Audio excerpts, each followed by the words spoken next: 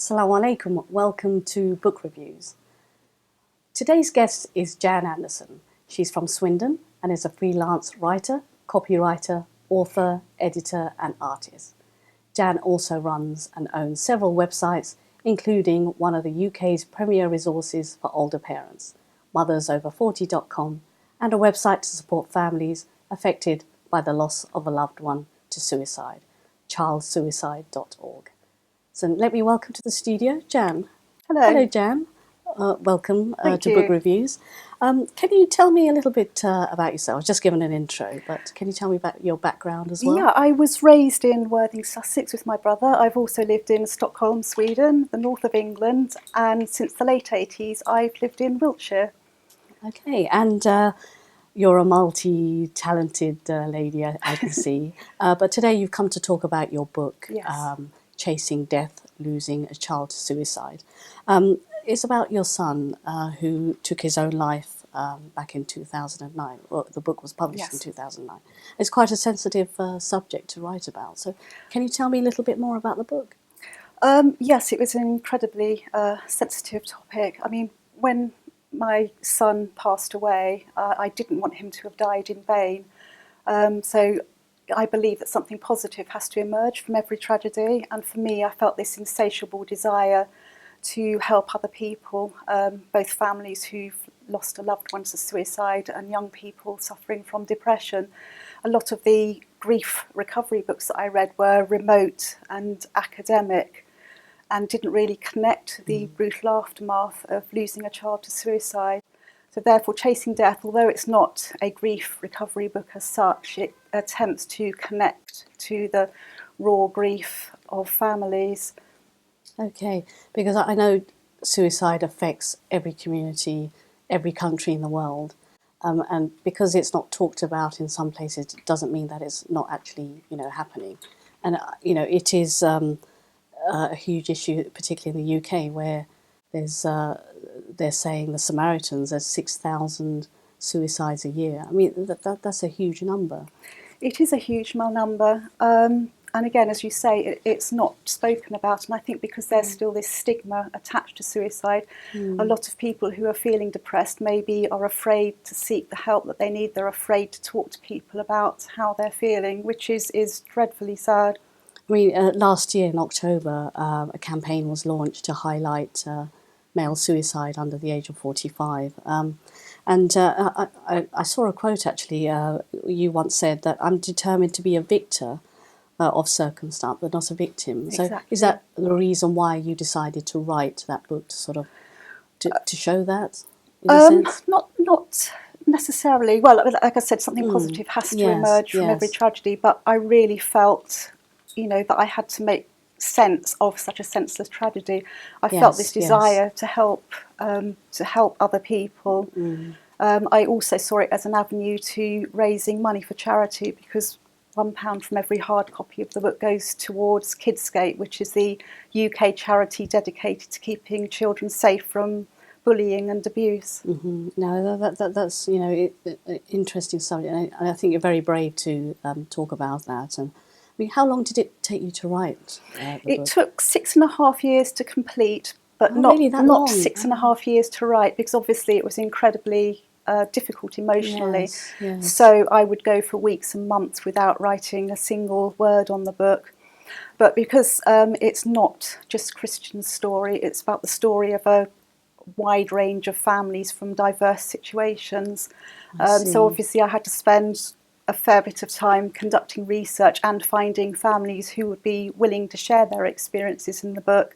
And also, I needed to be able to write from the perspective of somebody who was several years along the grieving road, just to show that it is possible to move on with life whilst still mourning the loss of a child. Yes, absolutely. And I think, having said that, what kind of feedback have you had from people who have read your book? Feedback has been absolutely phenomenal. I've received wonderful emails from around the world, but also very heartbreaking emails. And I formed friendships with many amazing people purely through shared tragedy. And it's nice to be able to, share your story with somebody else who's been in a similar situation. And, I feel that perhaps that person also is happy to have found someone like you where they could, share their experiences. Exactly, because when something like that happens to you, you're sort of thrown into this wilderness of, sort of relentless, silent grief, and you have all these thoughts and emotions, and you start to wonder whether you're the only person that's going through that. And that's another reason I thought by sharing my experience, it might, give small comfort to other people, knowing that they're not alone. I mean, that's good to know. And I just want to sort of talk about the cover. You've got a hand amongst leaves.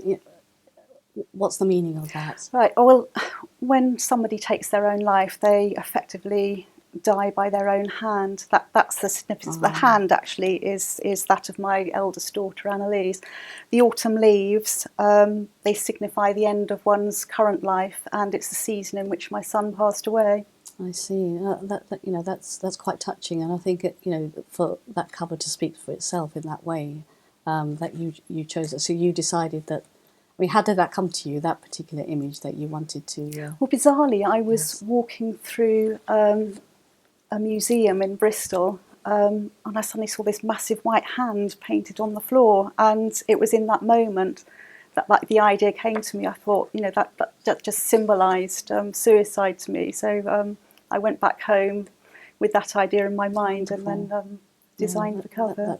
That's great. And I wanted to ask you, moving on, who's your favourite author?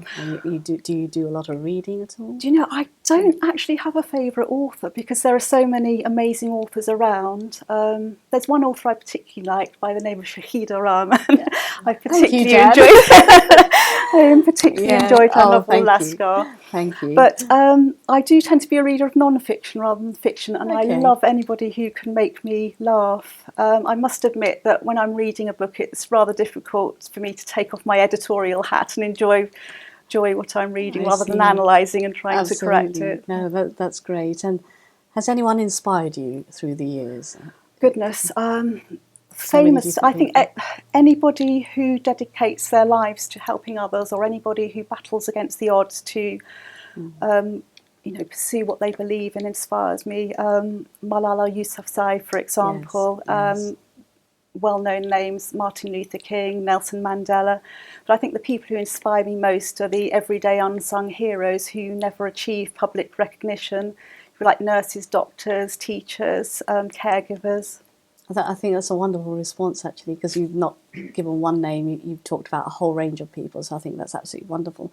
And when you're not writing, what do you like to do? I'm passionate about nature, and every weekend I go on long countryside walks with my partner.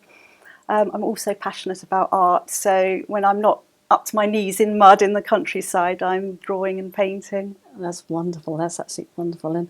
And do you have advice for anyone wishing to write a book or even get published out there? Yeah, I think the most important piece of advice I would give is just to believe in yourself. Don't allow self-doubt to get in the way of your dreams. Don't listen to pessimists because they're often just projecting their own insecurities onto you. In terms of a writing schedule, you just have to do what works for you. You might read about some writers who sit down and write from 9 until 5, but that doesn't work for everybody. In terms of finding a publisher, you have the choice between self-publishing, print on demand, or mainstream publishing. I personally prefer print on demand because it's a much quicker route to market and you have greater control over your book. But obviously, you have to find what works for you. Print on demand, for the viewers, is when you self-publish, you decide to publish yourself. So, thank you very much, Jan, for telling us about your book. And, I do hope that you can find more sort of inspiration through, other people's stories. And I suppose it's a healing process for you as well. It is. I mean, writing the book, although very emotional, it was very cathartic. So, Jan, I'd like you to read an extract of your book. So, would you please do that? Yes, certainly. This is from Chapter 11, Memory Triggers, Sights, Sounds, Smells and Possessions. The loss of your child is not something that you experience just once. You constantly relive it, not only on anniversaries and other special occasions, but each time you encounter something that evokes a memory, a sight, a sound, a smell, or your child's possessions. These can be extremely powerful and can reduce you to a state of intense emotional turmoil. In the first week after Christian died, I began desperately searching for anything that he had ever created, touched, or owned. His old school books, a picture of his handprints in a myriad of colours, his baby shoes, and old Mother's Day cards.